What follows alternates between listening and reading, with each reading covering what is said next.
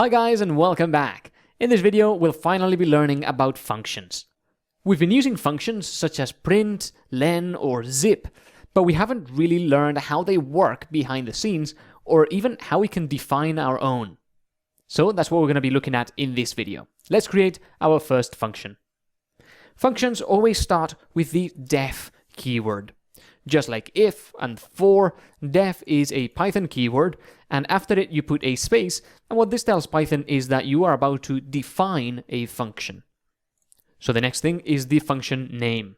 For example, the print function is called print, len function is called len, so here you can name your function whatever you want. For example, greet.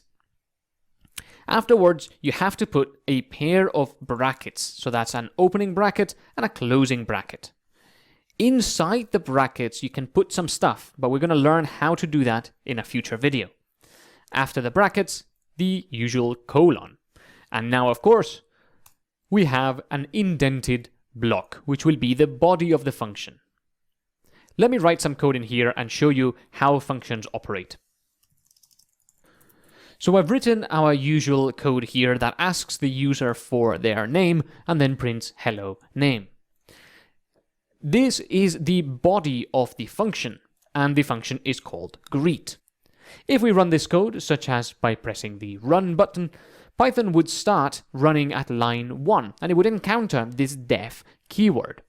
When Python encounters a def keyword, it knows you want to define a new function, so it takes note of the name.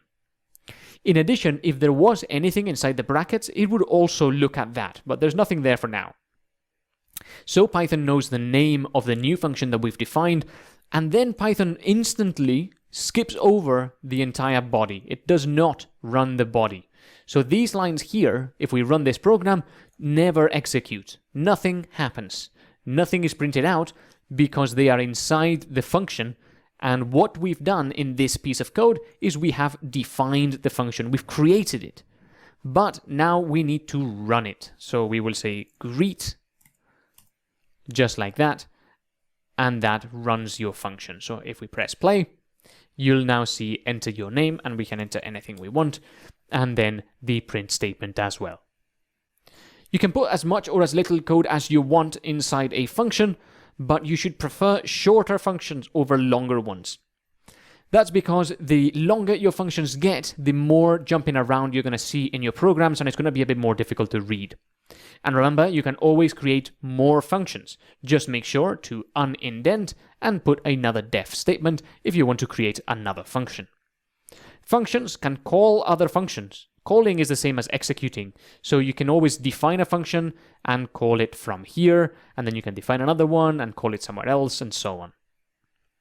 Something important is that you can only call a function after it's been defined, but not before. So if I move the greet to line 1, say, now we will get an error because it doesn't know what greet is until after it's run the def statement.